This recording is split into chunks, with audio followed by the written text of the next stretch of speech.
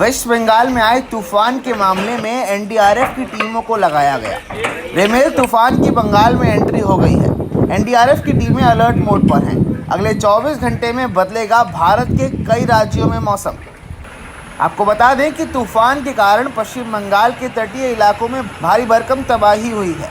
कई इलाकों में पेड़ उखड़ गए, छतें ढह गई, बिजली के खंभे भी उखड़ गए। साथ ही सुंदरवन के गोसाबा इलाके में मलबे की चपेट में आने से एक व्यक्ति भी घायल हुआ है। বঙ্গোপসাগরের উপকূলে গভীর নিম্নচাপ ঘনীভূত হওয়ায় একটি ঝড়ো হওয়ার সম্ভাবনা রয়েছে, যার নাম রয়েছে রেমাল। আপনারা সবাই সতর্ক থাকবেন। কোনো রকম অসুবিধার মধ্যে পড়লে নিকটবর্তী পুলিশ স্টেশন, আপনাদের সামনে সাইক্লোন সেন্টারে এনডিআরএফ উপস্থিত, এদেরকে জানাবেন। আর প্রয়োজনীয় খাদ্য, পানি এবং ওষুধ সরবরাহ করে রাখবেন। কাঁচা বাড়িতে থাকবেন না। যদি কোনো অসুবিধা হয় আপনারা সাইক্লোন সেন্টারে চলে যাবেন। ধন্যবাদ। গভীর নিম্নচাপ হওয়ায় একটি ঝড়ের সম্ভাবনা রয়েছে, যার নাম রেমাল। আপনারা সবাই সতর্ক থাকুন। কোনো রকম গুজবে কান দেবেন না।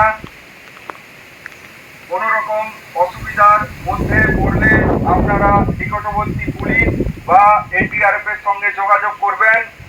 মোবাইল ফোন চার্জ রাখবেন। প্রয়োজনীয় জল, খাদ্য সামগ্রী, প্রয়োজনীয় ডকুমেন্ট আপনারা নিজেদের কাছে রাখবেন।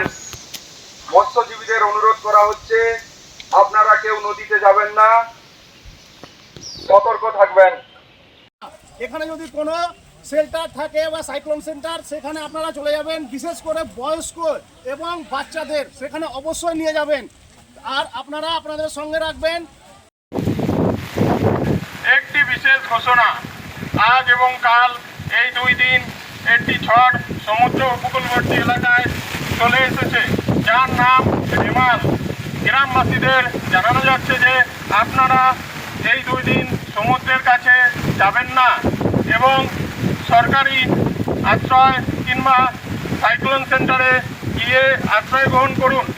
মৎস্যজীবী ভাইদের জানানো যাচ্ছে যে আপনারা এই 2 দিন সমুদ্রে মাছ